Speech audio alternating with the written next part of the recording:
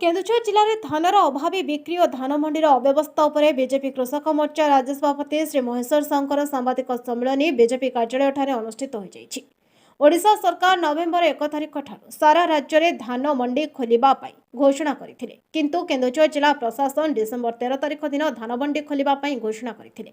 धान मंडी खोलिबा विलंब जोगु चाषी बाध्य होई केन्दुझर जिले में धान क्विंटाल प्रति 1400 रु 1500 टंका बिक्री करुछंती। केन्दुझर जिले में सरकार धान किणिथिबा बेले मिल मांकने धान रे भर्ती होई गलानी। एही धान मिल मालिक माने केउठारु आनिले तार जवाब सरकार और जिला प्रशासन दियंतु बोली बीजेपी कृषक मोर्चा राज्य सभापति श्री महेश्वर साहू प्रश्न करिसेंती। केन्दुझर जिले में विलंब खोलिथिबा धान मंडी मानकरे मिलर मानकर दादागिरी चलिछि। धान क्विंटाल प्रति 5 किलो रु 10 किलो पर्यंत कटनी छटनी करे चाषी को शोषण करा जाउछि। चाषी को तार बस्ता टंका मिलु नहीं। धान मंडी रे चाषी मानकर विश्वास नेबा पई घर नहीं, शौच हेबा पई पाइखाना नहीं, पीवा पाई स्वच्छ पानीर व्यवस्था नहीं, धान को सुरक्षित रखिबा पई गोदाम घर नहीं, पाचेरी निर्माण होई नहीं नाही रे चलिछि केन्दुझर जिलार धान मंडी बोली श्री महेश्वर साहू अभियोग करिसेंती। भारत वर्षर यशस्वी लोकप्रिय प्रधानमंत्री श्रीमान नरेंद्र मोदी जी चाषी मानकर आय को द्विगुणा करबा पई कृषक कल्याणकारी योजना करुछंती, किंतु देश सारा सबु राज्य चाषी माने एहार लाभ पाउथिला बेले ओडिशा चाषी एथिरो वंचित होउछंती। दीर्घ 24 वर्ष नवीन पटनायक सरकार चाषी आय जातीय गणना मासिक मात्र 5000 टंका देशर सबुठारु तळे। धान मंडीर उन्नति लगी केंद्र सरकार कोटी कोटी टंका देउछंती, किंतु केन्दुझर जिले में धान मंडीर अवस्था विषय न कहिबा भल।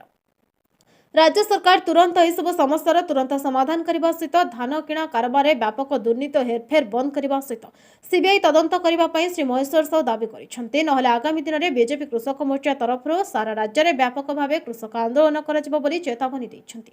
इस सांबादिक सम्मेलन में पूर्वतन बीजेपी जिला सभापति श्री राधाकांत महंत, कृषक मोर्चा राज्य संयोजक श्री हरिहर महंत और कृषक मोर्चा जिला साधारण संपादक श्री युधिष्ठिर मल्लिक प्रमुख उपस्थित थे। बीजेपी कृषक मोर्चा देखो केन्दुझर जिले में धान मंडी जो भाव में व्यापक अव्यवस्था है, राज्य सरकार घोषणा कले नवेम्बर 1 तारिख में सारा राज्य में मंडी खोल, किंतु केन्दुझर जिला प्रशासन डिसेम्बर 13 तारिख में मंडी खोलिया निष्पत्ति नेले।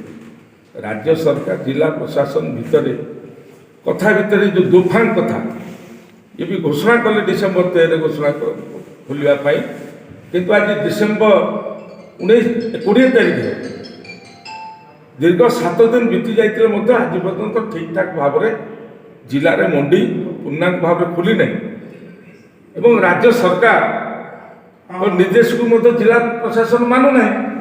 आज मुझे 5टी मंडी बुलिक आसिक देखिली जे मंडी मानक मिलर मानक राज चलती, दादागिरी चलती।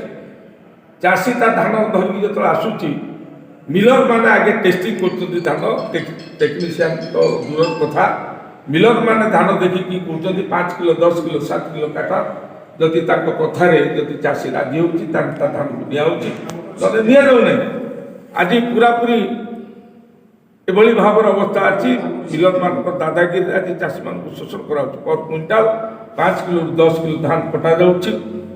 आज जिते मंडी खोला है केंद्र सरकार मंडीर इंफ्रास्ट्रक्चर डेवलपमेंट करने व्यापक टंका दूसरी अर्थर व्यवस्था कर, आज केन्दुझर जिलार मुझे देखिली समस्त मंडी कौन व्यवस्था नहीं। खोला आकाश तले खोला जगार खोला मैदान में मंडी खोला पक्का पाचेरी व्यवस्था नहीं, धान रखापी सुरक्षित रखापी पक्का घर गोडाउन नहीं, चाषी माने गले विश्राम करने विश्राम घर नहीं, चाषी माने पीवाई पानीर व्यवस्था नहीं, चाषी माने झाड़ा परिस्रा जावाई पाइखाना नहीं।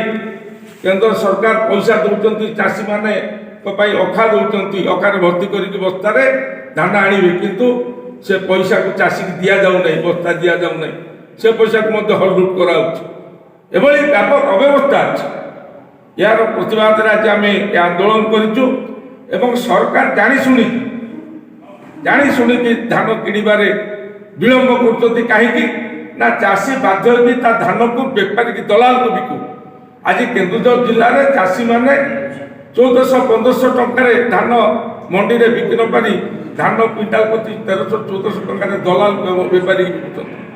ଆଜି ମୁଁ ଆପଣମାନଙ୍କ ମାଧ୍ୟମରେ ସରକାରକୁ କହିବା ପାଇଁ ଚାହେଁ, ସରକାର ଏବଂ ଜିଲ୍ଲା ପ୍ରଶାସନକୁ ମୁଁ ଆଜି ଦାବି କରୁଛି, ଧାନ ତ କିଣା ଆରମ୍ଭ ହେଇନାହିଁ, କିନ୍ତୁ ଆଜି ମିଲ୍ମାନଙ୍କରେ ଧାନର ପାହାଡ଼ କାଣ୍ଡି ହେଲାଣି। ସେ ଧାନ ଆସିଲା କୋଉଠୁ? କେନ୍ଦୁଝର ଜିଲ୍ଲାରେ ଧାନ ମଣ୍ଡି ଖୋଲି ନାହିଁ ଠିକ୍ ଠାକ୍ ଭାବରେ, କିନ୍ତୁ ଧାନ ମିଲ୍ମାନଙ୍କରେ ପାହାଡ଼ ଭଳିଆ ଧାନ ଗଦା ହେଇଛି। ଏ ଧାନ ଆସିଲା କୋଉଠୁ? ଏ କାରବାରରେ କୋଉମାନେ ସମ୍ପୃକ୍ତ? ଏହାର ତଦନ୍ତ କରିବା ଦରକାର, ଏହା ବିରୁଦ୍ଧରେ ଦୃଢ଼ କାର୍ଯ୍ୟାନୁଷ୍ଠାନ ଗ୍ରହଣ କରିବା ଦରକାର।